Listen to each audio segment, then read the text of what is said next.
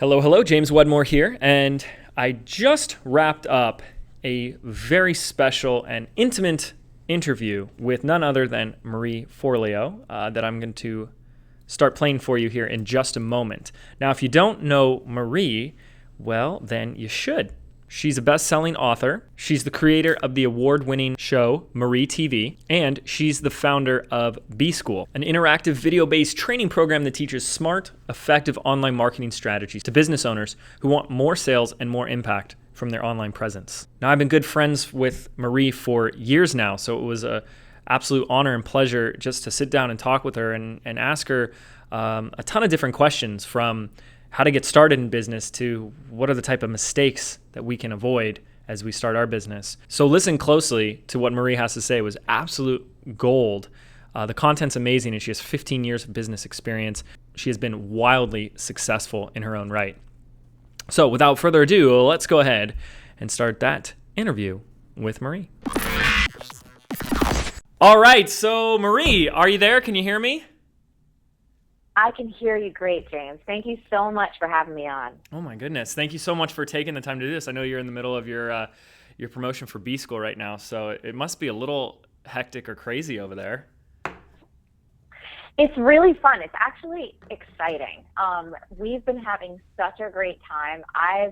Last night, it was like past midnight, and I was saying hi to all of our new members, and I was in the Facebook group, and I was in the member area, and I was like, okay, I need to go to bed. So the excitement level is really high. It's just so fun. Yes. It's fun to see people so thrilled about their lives and about their businesses and about learning.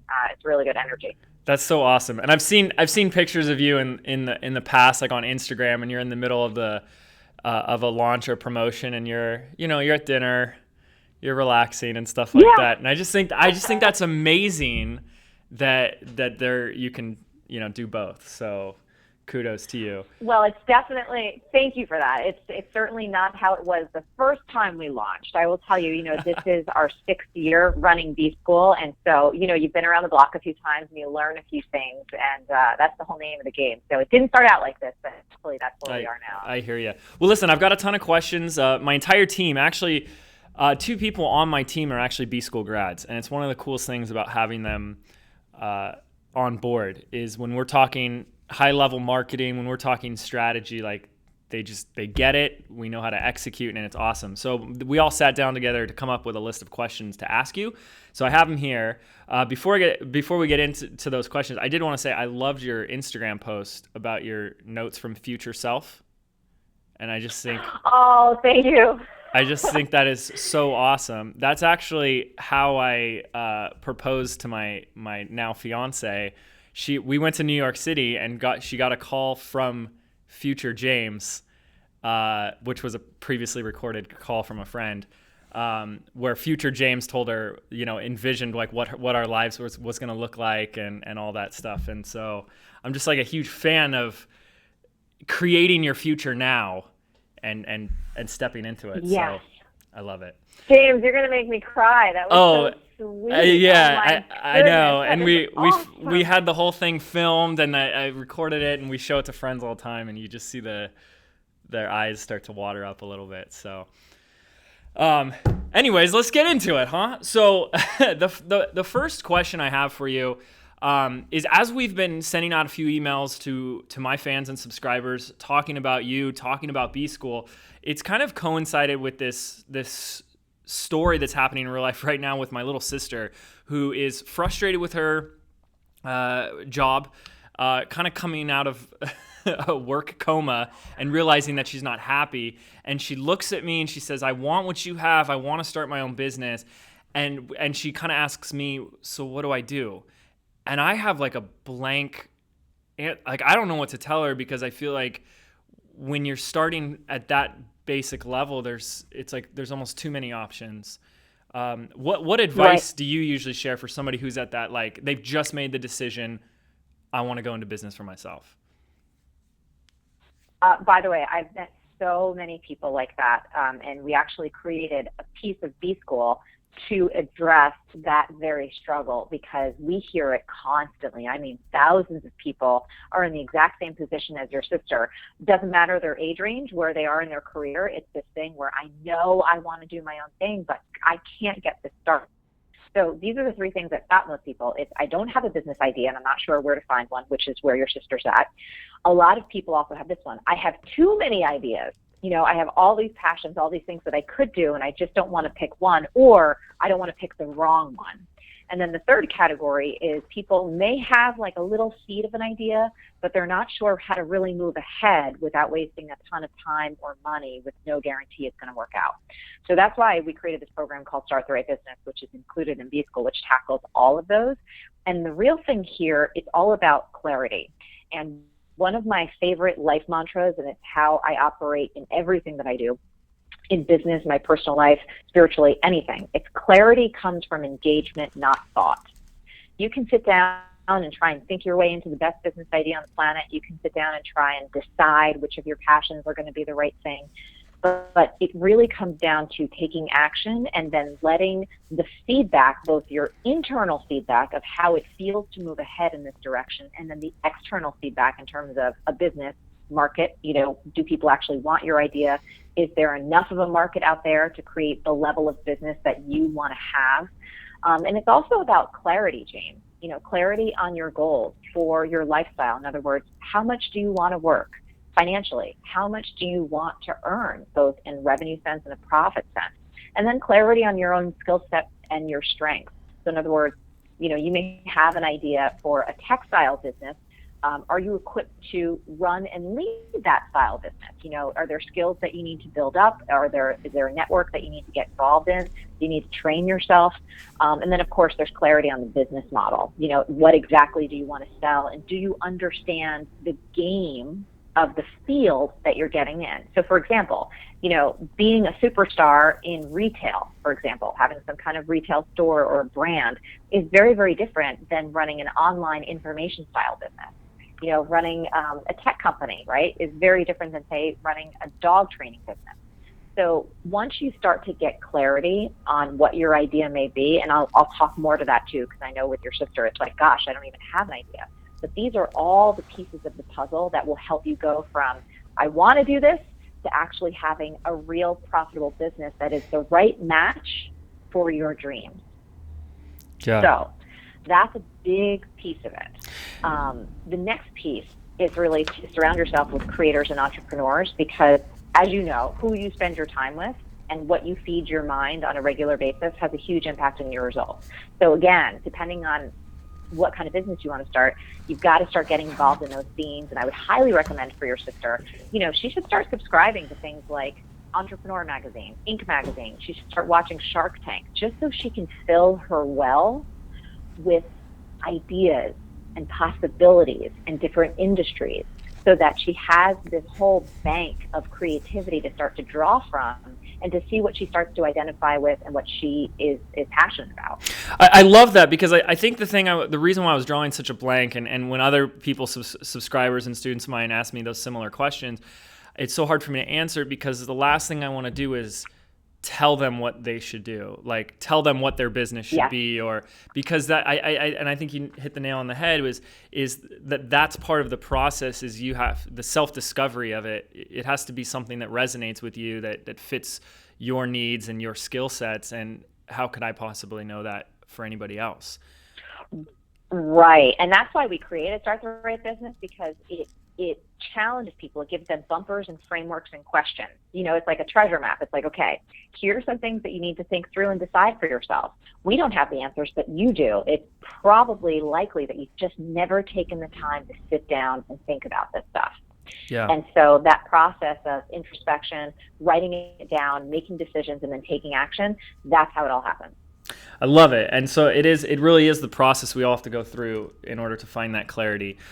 So I feel like some people, because I feel like this was me when I first got started, that when I was coming up with an idea, it had to be like the $1 million idea. And now, you know, like, which means it means it's never been done before. Just hearing it coming out of my mouth, everyone around you goes, oh my gosh, that's brilliant.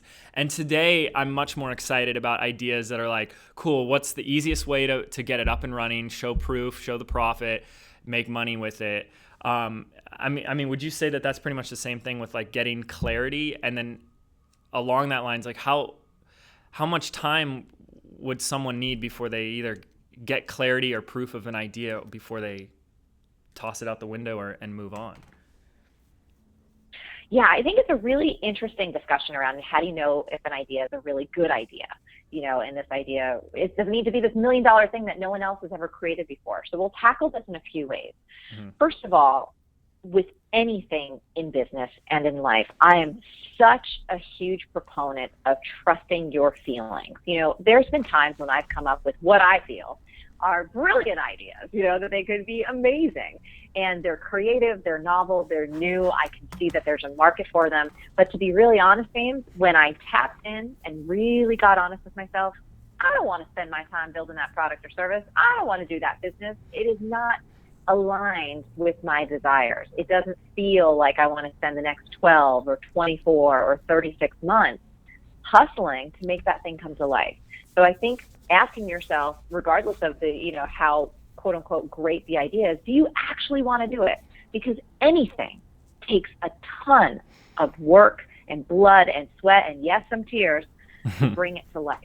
Yes. So if you can't envision yourself doing it, that's a really good sign that even though it may be a viable business idea or even a brilliant one, you don't want to touch it. And in terms of, getting clarity, that idea, clarity comes from engagement, not thought. When I was considering back in my early 20s whether or not I should try and pursue dance as a career, as a portion of what I was going to do in the world for a bit of time, I remember torturing myself about that decision literally for years. I never had any formal dance training, and I would think in my head, wow, I would see people on TV and go, I could do that. Oh my God, I'm a good dancer. I could do that. Years passed by until I finally got smart enough to get my ass into an actual dance class, to actually go to Broadway Dance Center. And I remember sitting on the floor for the first time that I've ever taken a professional dance class, and I started weeping because it felt so right. And for the next 6 years, I did so much in the dance and fitness world. 4 fitness DVDs, was a Nike Elite athlete, had such an incredible experience because I finally got off my butt and did something about it. So coming back to this concept, is this a good idea or not? How quickly can we tell?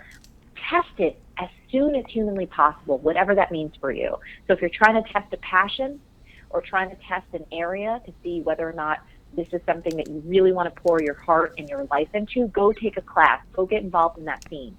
Spend a little bit of money to immerse yourself in it and really feel it from the inside out.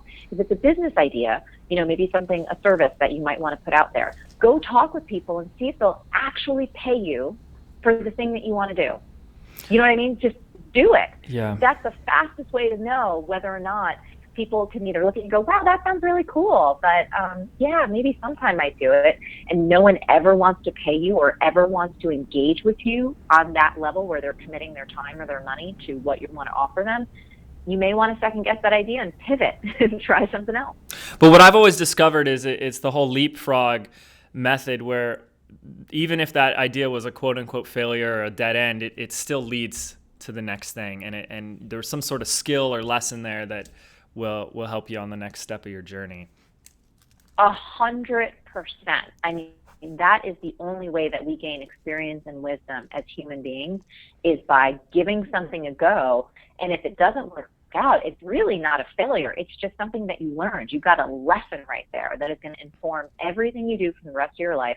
And I learned so much from the things that didn't go right, the missteps that I've made. It's like that's where oftentimes our greatest experience comes from. Well, I actually look back and it gives me chills when I look at any type of dead end or mistake and realize that was absolutely essential to get me where I needed to go today. Like that was an essential piece of the puzzle. And most people write it off as like, oh, it's failure, it didn't work. And it's like, no, that's part of it. You have to experience those things to get you to where you want to go. 100%. Okay, so listen, I'm a guy, I'm a left brain, and there might be some gentlemen listening on the call, and so when they hear something like trust your feelings, they might start to roll their eyes, and I want to just go ahead and say that is actually profound advice, and I've been doing that for a very long time. And even though I'm a logical scientist and still want to see the data and the numbers, I really want to attest to anybody who is a left brainer out there that trusting your gut can give you a level of insight and intuition that keeps you going in the right direction. What I do want to ask, though, on that topic before we move on is, I believe you put this in one of your Marie TV videos, maybe like 2 years ago or something, where you talked about the whole concept of like, how do you know to trust when you're trusting your gut, trusting your feelings, and it's something maybe not the right decision, like it's a no, or is that fear that's coming in? Because you said, you didn't jump into the dance stuff, and you can probably look at it now and say, yeah, I had some fear and resistance around it. It wasn't that it was the wrong decision. You just had some fear, right? Absolutely. Yeah. I just wasn't getting off my butt and actually doing it. So just one more tag on the piece about feelings and gut intuition. One of the biggest proponents of intuition is Richard Branson, one of the most legendary, iconic entrepreneurs of our time. And he talks about it all the time. So yeah, we do need that balance of information, of data, and science, but you cannot discount the wisdom that each of us has inside. And it's like, if you're not utilizing that part of your being, it's like you're cutting off half of your capability. So it's really, really vital. And, it crosses genders. I mean, Josh, my fiance, probably one of the most intuitive people I've ever met. His gut feelings, I've never seen him be wrong yet. It's wild. That's really, awesome. really wild. That's so awesome. all of us have that, across the board. In terms of telling the difference between fear and intuition, this is really, really big. So there is a subtle practice that you can train yourself in to start to distinguish between the two. So when you're asking yourself a question, should I move ahead with this idea? Should I do this program? Should I go out on a date? Should I buy this house? Whatever it may be. If you slow down enough, ask yourself the question, do I want to move ahead with this, or whatever phraseology kind of works for you, and you pay attention, you just silence your mind and you pay attention to the sensations in your body, or even just your body language or how you feel. It takes a little bit of practice if you're someone who's always in your head and living from the neck up, but you can do this. In the instant that you ask that question, you're either going to feel a slight contraction, meaning like your body will tighten up, something in you will tighten up, you'll either get a sense of dread, your head will shake no, something in you is just going to want to pull back. Or there's going to be this subtle sense of expansion, of relief, of excitement, of forward movement, of some type of filling up that feels good and energized, even if there may be fear along with that, or, oh my goodness, that sounds amazing, but it is scary. This subtle distinction between contracted and expansive is the way to tell whether or not something is for you or not for you. And like everything else in life, the more that you practice paying attention to this very, very subtle distinction within yourself, the more you'll learn to trust it. And James, I tell you this, I have never been wrong. Never. Yeah. Not one time. And it takes a little bit. And I'd say for anyone listening, I'm a huge meditator. I meditate every single day. Talk about science. There's a lot of science. Yes, there is. Research to back up the benefits, not only from your physiological body, but your mental health, your emotional health. So if anyone likes this idea but feels like, gosh, I don't even know what that means right now, I would encourage you to try picking up a meditation practice. I do as little as 10 minutes a day, and it helps me be able to quiet my mind so I can actually pay attention to those more subtle expressions that are absolutely within me, that are the best GPS that you will ever find on the planet. Yeah. And even if people are getting stuck about, I can't tell whether it's, a yes or a no, I think what's equally important is in the power of our questions. I think it was Tony Robbins said the quality of our life is determined by the quality of questions we ask. And what happens, what Marie is doing with this type of question is this in my best interest? Is this something, should I do this? Is a lot better question to ask than, will this will I fail? Will this be a problem? Or, and that kind of leads into a big thing when people are starting their own business. One of the big fear-based questions they start asking is stuff like, who am I to put myself out there? Who am I to be doing this and stuff like that. So, I kind of think that's just a great transition to that. If someone's already in that fear-based space and they're kind of resisting, stepping into being an entrepreneur or putting themselves out there, Yep. What kind of feedback do you have for those people, especially if it's like, who am I to put myself out there? Yes. I really can relate to this one because when I first started my life coaching business, I was 23, which is kind of ridiculous. And I was rolling my eyes at myself in my mind because I'm like, who the hell is going to hire a 23-year-old life coach? I haven't even lived yet. Yeah. But I couldn't deny that something deeper in me was like, this is what you are meant to do.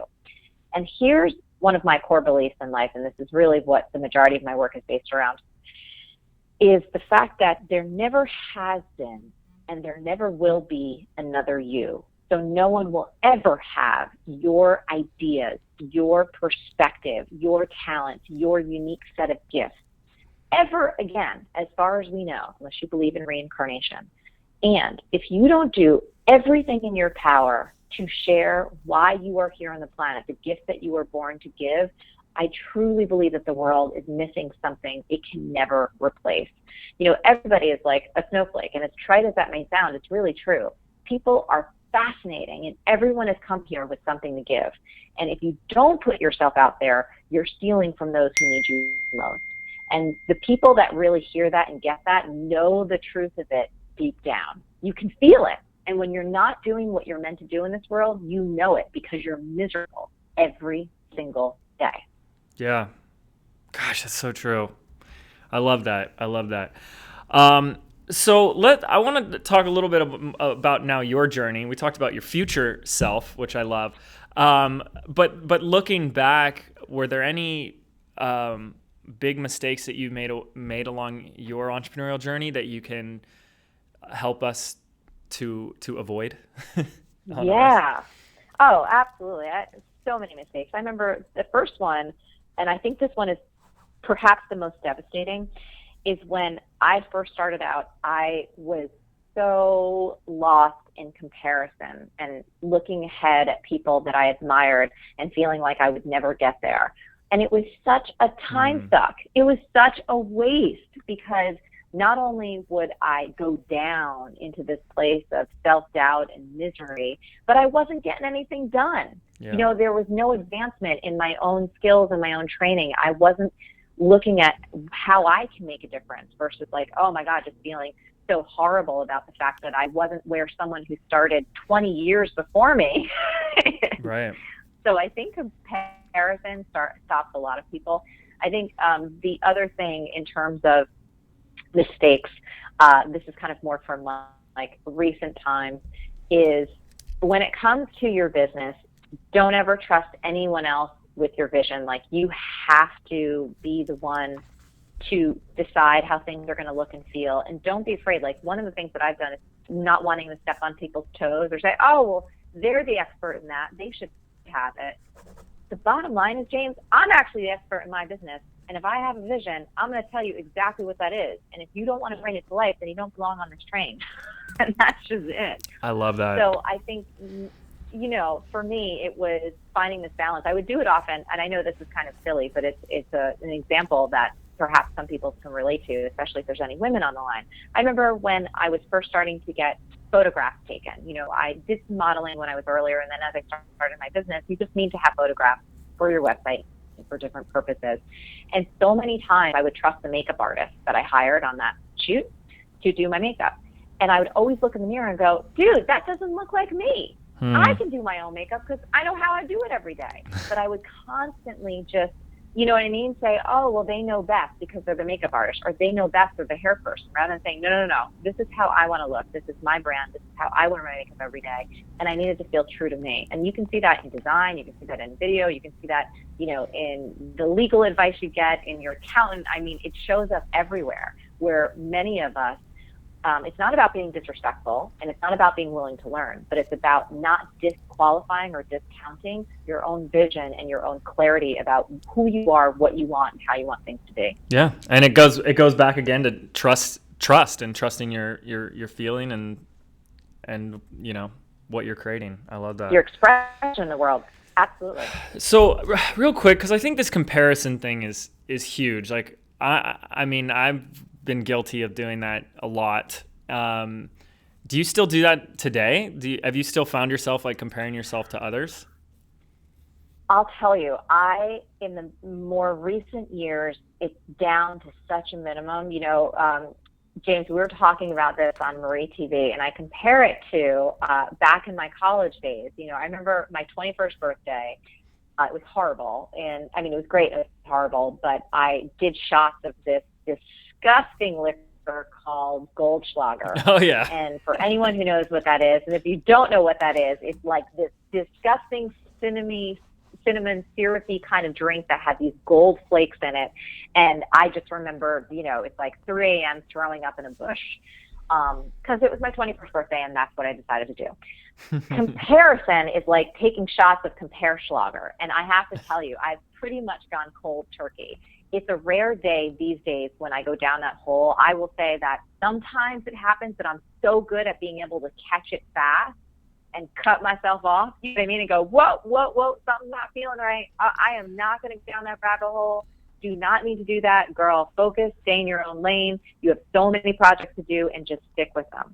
Yeah. So I would say it's about a 98% improvement over where it was before. But I'm human, you know what I mean? I'm like you, I'm like everybody else. We all have those pangs. But I think the name of the game is the quicker you can catch it and shift out of it, the better. And you just got to stop doing shots of Compereschlager, because that stuff will kill you.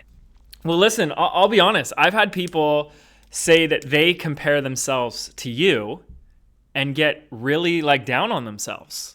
Like they'll say, oh, I could never have this incredible production crew and professional style videos that look all nice and amazing. I just can't get to that level. And like what they've already done the comparison. Okay, so like the damage is done. So what do you say to someone who's got that going around their brain right now? Absolutely. Well, first of all, I'm happy you shared that. B, it totally breaks my heart, because I want nothing else than for people to win. Like that's one of the things that drives me, is seeing other people kick ass, seeing other people create anything that they want, whether it's videos, business, a great relationship. Like that's really what drives me. But I would say that, first of all, have you seen my first videos? Did you see the fact that they were just in a webcam? Because they're all online. I haven't taken anything down. Everything is right there. Have you seen my earliest blog post? Have you seen all that stuff? And have you seen how different it is now? I'd also share, I've been doing this now for 15 years. Wow. 15 years. Yeah. And so the first 6-7 years of my business, I was actually simultaneously bartending, waiting tables, teaching fitness, while I was figuring out how this online world worked, what it meant to deliver group coaching programs, what it meant to deliver online programs. So I've been at the game for a long time. And I would say, if you're comparing yourself to me, first of all, please know that I am by your side cheering you on, that I want nothing more than you to have whatever you want in this life to come true. And I would say there's room for everybody in this world. There's no such thing as there's not enough room. There's 7 billion people on the planet, so there's more than enough room for everybody to win. And the other thing I would say is stay focused on what you want your expression to be, because whoever you are completely different than I am, and brilliant. And we want to bring that out.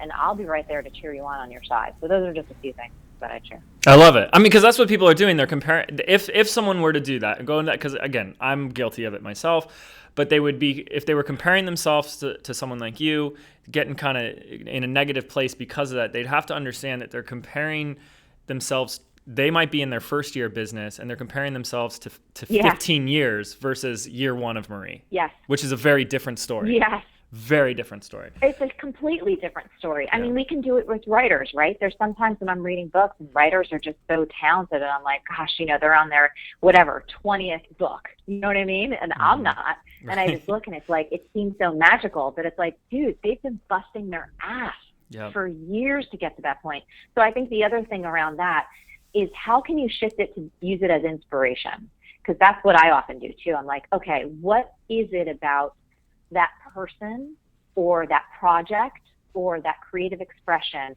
What is it in me that I really want to express? And how can I actually shift this energy to let it fuel me ahead, to see possibilities for myself that maybe I haven't stepped into yet?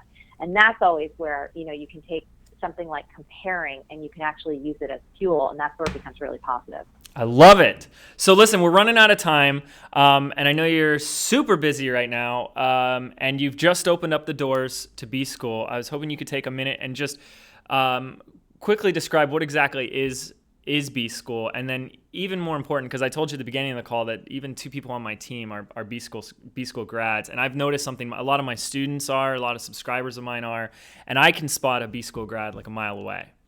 So I really can, and I really want to see if there's like a common phrase or a word that you can use to describe a B School grad once someone's gone through your program. Yes. Okay, so B School is online business school for modern entrepreneurs. So anyone that has an idea, has an existing business, whether it's online or offline, and wants to leverage their online presence for more impact and more sales, and do it in a way that is truly full of heart and soul and class, and they want to be effective while you do it, B School is for you. I'm sure, James, you have links. We put everything out online. I mean, the exact curriculum, all of the bonuses, the pre-work, the post-work. We try and lay everything out and be really transparent, because my goal is to give everyone the information they need to make a wise decision for them. It's not for everybody, but if you resonate with what we've been talking about, if you've seen our videos and you take a look at what's actually in the program and something in your heart says yes, I can tell you it will be the most life-changing experience. You're a B Schooler for life, which means that you can come back and take the program every year for free. And we're people that don't rest on our laurels. So every year we're constantly refining things. This year, James, everything is completely brand new. Mm-hmm. I mean, a completely brand new members area. Every single piece of content has been reshot. It's refreshed, updated for the most current ideas and strategies and resources that are available right now. There's a brand new mobile site. I mean, our community is just one of the most ridiculously beautiful things in the world. So obviously I'm biased, I believe in it, but you do have to trust your heart. If it feels right for you, come join us. And in terms of a common phrase, a really consistent theme that I see for some of our most successful graduates is this sense of freedom.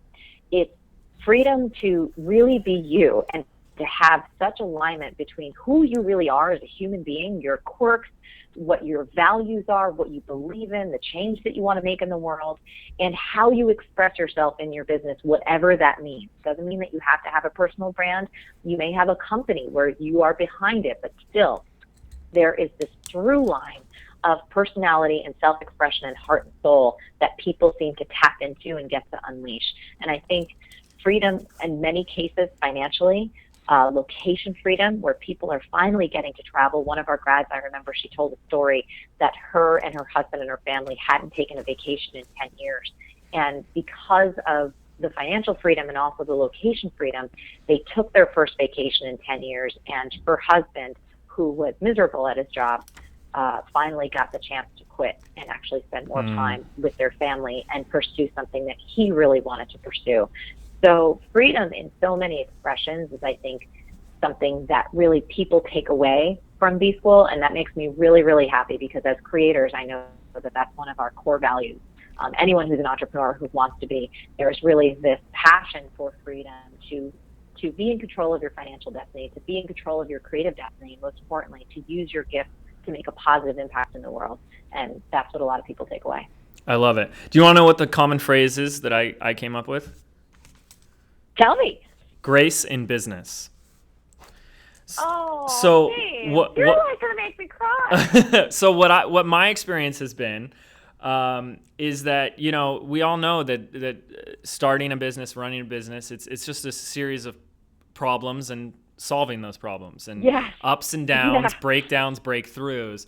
And you kind of have a choice in every moment to, every time you have a breakdown, to literally have a meltdown and to go crazy, or to just take it in stride and be graceful about it. And that's definitely a common thread where there's a level of certainty and expectation and patience that time is the only thing that stands in your way. And I think that's an essential ingredient. I think we need that. Like, if we're all on this journey, it either gets to be a really bumpy journey, a lot of turbulence, or one that you are, you know, able to take in stride. So, grace in business, yeah. So I love it. And go ahead. Sorry. I was just going to say that might come from me constantly drilling in my life mantra, which is everything is figure outable, which I will tell you is one of those phrases that when you embed it in your mind and you embed it in your heart can really help you create that sense of grace and peace, because things do break. Yep. You know what hits the fan. There is turbulence. Like, this is life. We're all in this together. And when you choose to create a business, it's messy. But when you keep coming back to this idea that everything is figure outable, it gives you this grounding that says, you know what? Okay, things are a little crazy right now, but we are resourceful. We are going to figure this out. We will either find a way or we will make a way, and we're going to make it through. I love it. This has been awesome, Marie. Thank you so much. Do you have any other, you ended it on a great note. Do you have any other final parting words before we end this interview? I would just say, first of all, thank you so much. And thank you to everyone listening for giving us your time and attention. That is a hugely valuable thing that I take so seriously. And I would just say, whether you join us for B-School or not, to really go for that thing. You know, when James and I were talking about your future self, 10 years from now, you will be so happy. You are going to do such a dance that you chose right now to take that action or take that step, whatever that may be. And you're going to look back, you're going to give yourself a huge high five, and you're going to say, I did it. I love it. All right, everyone. Thank you so much for joining us. And thank you, Marie. We have the links for Marie's free video series and the enrollment page for B-School below this. And so you can check out more. Until next time, have a great day, everyone.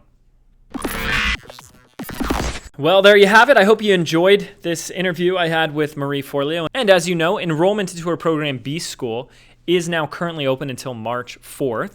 And we have a link below this video so that you can not only learn more about B-School and how it can help you to start and grow your online business so you can become a more effective marketer and have a bigger impact on the world, but also some fancy schmancy bonuses that I have put together for you that's going to help you get the most out of your B-School experience. For the last several years, I've been teaching online video to small business owners and entrepreneurs everywhere, and anybody who wants to learn video. And so I've built up a 7-figure business teaching what I know. And one of the ways that we do that to become profitable is we execute product launches. In fact, Marie's in the middle of a product launch. And over the past 4 years, we've been perfecting a very simple method for performing a product launch. And we are actually holding a 3-day live workshop in Laguna Beach, California, in just a couple of months for $2,000 that you're going to actually get a free ticket to, as well as a bunch of other goodies like the recordings, a workbook, some of my other training and courses, as well as accountability and coaching to hold you along the way as you go through B-School. So this is all yours, absolutely free as a bonus for signing up for B-School before March 4th, 2015. To learn more about my bonus, to learn more about Marie Forleo and her program B-School, click the link below this video, and I'll see you on the next page. Thank you so much. Talk to you soon.